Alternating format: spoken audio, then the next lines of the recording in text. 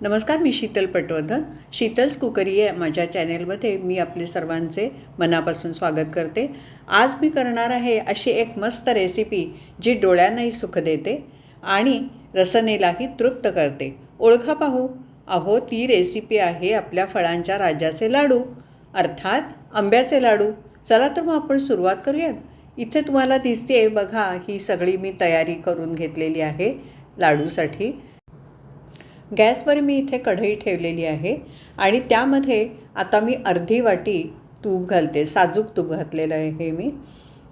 आणि ह्या तुपामध्ये आपण 2 वाट्या बारीक रवा घेतलेला आहे, चाळून वगैरे व्यवस्थित.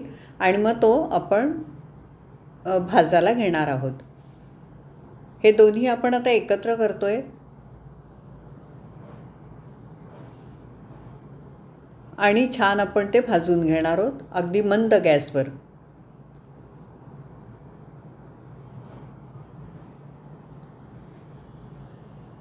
रवा भाजायला थोडासा वेळ जाणार आहे, पण खमंग मात्र आपण तो व्यवस्थित करून घेणार आहोत.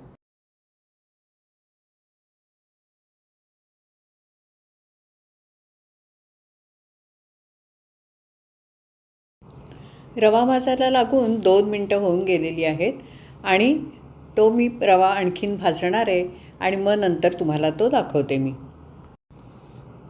असा थोडा रवा भाजून झाल्यानंतर मी पाव वाटी नारळाचा चव आणि जो मिक्सरला पण काढून घेतलेला आहे, तर खरवडलेला मिक्सरवर काढलेला असा याच्यामध्ये घालते. तर तोही आता आपण घालून व्यवस्थित परत भाजून घेणार आहोत. मंद गॅसवर आपण चालू ठेवायचं आहे आपलं काम. गॅस अजिबात मोठा करायचा नाही आहे, नाहीतर मग रंग त्याला चांगला येत नाही लाडूला, म्हणून. तर असंच मी 1-2-4 मिनटं परत भाजून घेते. हा आपला आंब्याचा लाडू असल्यामुळे आपण अर्धी वाटी आंब्याचा म्हणजे हापूस आंब्याचा रस घ्यायचा. तो हापूस आंब्याचा घेतल्यामुळे फ्लेवर त्याला खूप छान येतो. तर तो रस काढून तो मिक्सरला लावून घेतला आहे मी. म्हणजे होणारा लाडूसुद्धा ना असा गुठळी राहत नाही, तो गुळगुळीतच राहणार तो. आणि मग लाडू वळायलासुद्धा आपल्याला तो सोपा जातो. तर तोही मी एकीकडे काढून घातलेला आहे रस. हे सतत मी हलवते. आता आपला होत आलेला आहे रवा, अगदी होत आलेला आहे. पण तो जर नीट भाजला गेला नाही ना तर चव लागत नाही, म्हणून मग तो भाजायलाच लागतो आपल्याला. रवा आता चांगला भाजून झालेला आहे आणि तो मी एका भांड्यामध्ये काढून घेते.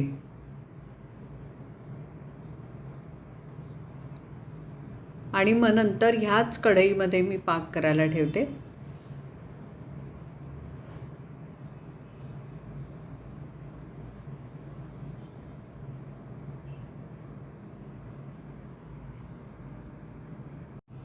पाक करण्यासाठी कढईमध्ये आपण 1.5 वाटी साखर आणि साखर बुडेल एवढं पाणी घेतलेलं आहे, घालतो आहे आपण आता त्याच्यामध्ये. आणि हे दोन्ही मी एकत्र करून नीट हलवून घेते.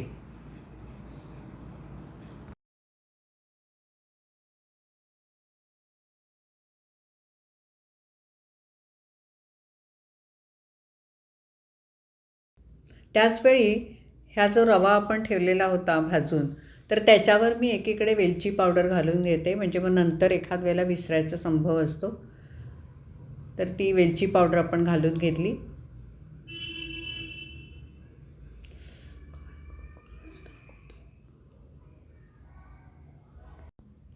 असं हे सारखं आपण ढवळत राहायचं आणि मध्ये मध्ये सारखं चेक करत राहायचं.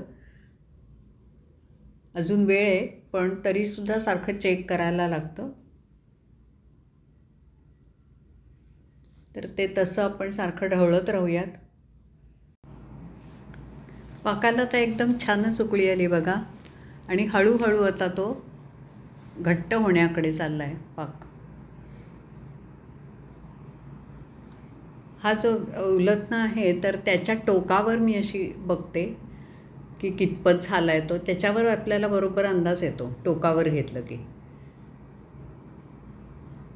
म्हणजे मग तो बुंदका जो असतो तो पटापट पडतो आहे का स्लोली जातो आहे आणि मग थांबतो आहे कुठे, याचा पण अंदाज लागतो. आता पाक होत आलेला आहे बघा.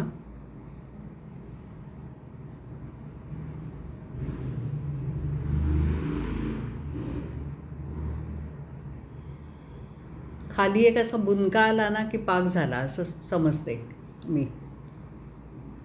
म्हणजे ही खूण आहे माझी. हे बघा आता बरोबर होतोय तो पाक. तरी परत एकदा चेक करते.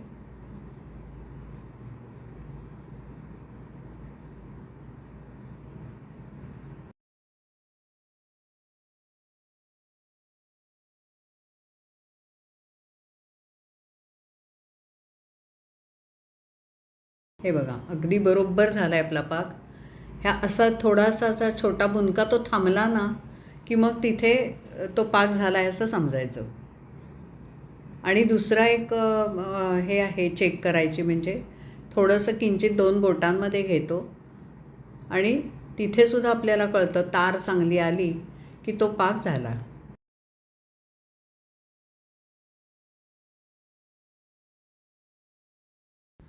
तसा तो झाला आहे आपला पाक. त्यामुळे आपण आता त्याच्यामध्ये आंब्याचा रस घालतो आहे.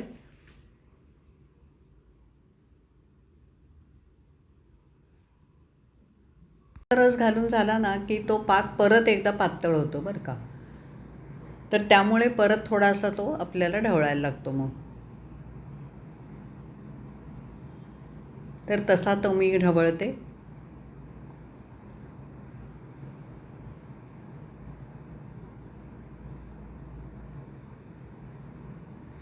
आंब्याच्या लाडूला फ्लेवर रंग खूपच छान येतो आणि त्यामुळे तो एकदम ना असा मोहक दिसतो लाडू. अजून वेळ आहे, आता थोडा वेळ लागतो याला. नंतर परत आंब्याचा रस पडल्यानंतर आंब्याचा रस घातला की तो पाक परत सैल होतो. त्यामुळे तो थोडा आपल्यात आटवून घ्यावा लागतो. तसा तो आटवून घेते मी आणि मग दाखवते तुम्हाला. पाक आता आटत चाललेला आहे, पण तरीसुद्धा अजून तो आटायला हवा आहे. आपला पाक आता छान पाहिजे तसा घट्ट झालेला आहे आणि त्याच्यामध्ये आता आपण रवा जो भाजून ठेवलेला होता तो घालणार आहोत. हा बघा आता परफेक्ट झाला आहे आपला.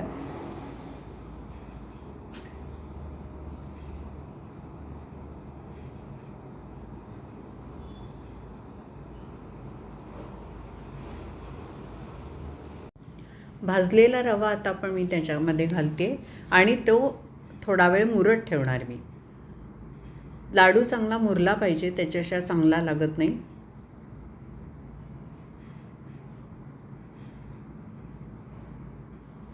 एक 2-3 मिनटं मी असा परत हा पाक हलवते आणि मग तुम्हाला दाखवते. सर्व रवा घालून झालेला आहे माझा आणि सगळ्या बाजूनी मी आता खाली उतरून घेतलेलं आहे पातेलं, कढई, आणि ती सगळ्या बाजूनी व्यवस्थित मी आता ढवळून घेते.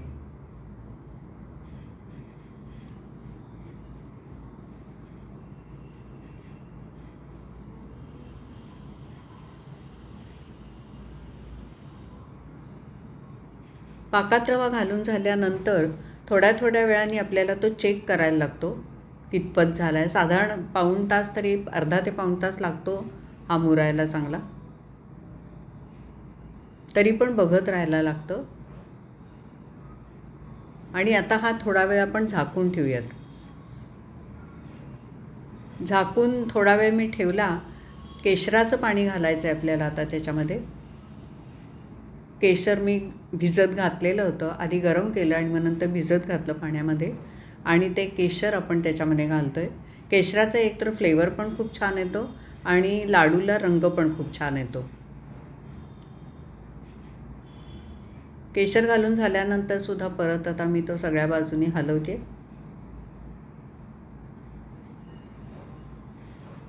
आणि परत व्यवस्थित तो ठेवून देते. झाकण ठेवून द्यायचं. एक अर्ध्या पाऊण तासाने आपण ते बघणार आहोत.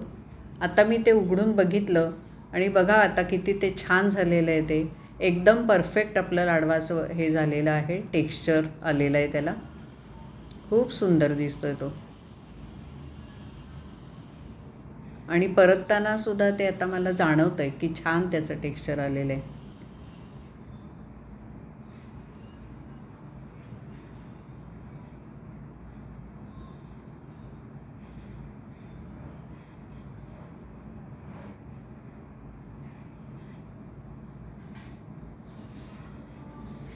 ते झाल्यानंतर आता सगळ्या बाजूनी तो आपण एक तरी मी 5 मिनटं ठेवून दिलं बरं का. म्हणजे हे ढवळून झाल्यानंतर 5 मिनटं ठेवलं आणि मग नंतर आता मी हे ते सगळ्या बाजूनी सारखं करून घेते. म्हणजे एखादा भिजायचा म्हणजे रव्याचं हे राहिलं नाही ना कुठे, असं सगळं चेक करायचं. नीट सगळा मुरला आहे ना, कुठे एखादी गोळी नाही ना राहिली आहे, हे सगळं हाताने चेक करायचं. हात घातल्याशिवाय ते होत नाही. आणि छान करून घ्यायचं, त्याला स्मूथ एकदम करून घ्यायचं. झालेलंच असतं ते. तसं मी ते करते.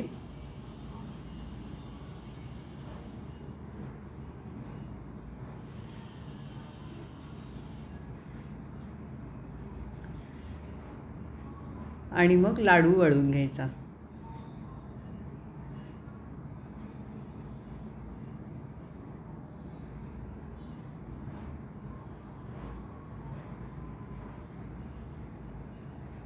वळताना सुद्धा आपल्या हाताला समजतं कसा लाडू झाला आहे ते.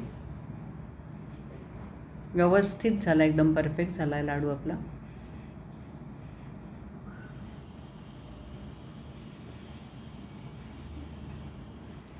आणि मग हाताने तो सारखा करायचा, असा गोल गोल फिरवून. बघा बरं, एकदम परफेक्ट झाला आहे.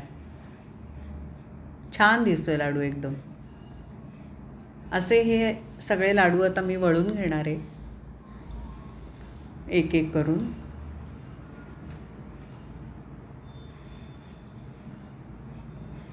तसे ते मी बनवून घेते आणि मग नंतर तुम्हाला दाखवते.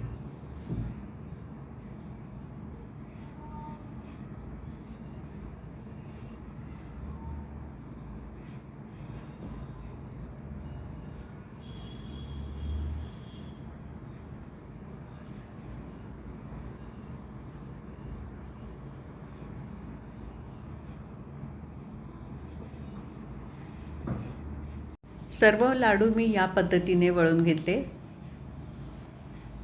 आणि आता ते तुम्हाला मी कसे झाले ते दाखवते. हे बघा, अशा पद्धतीने हे लाडू बनवून झालेले आहेत. त्याच्यावर मी बेदाणा आणि आपला पिस्ता असतो त्याचा एक काप काढून लावलेला आहे. या पद्धतीने केलेल्या लाडूचा अभिप्राय नक्की कळवा. वाट बघते.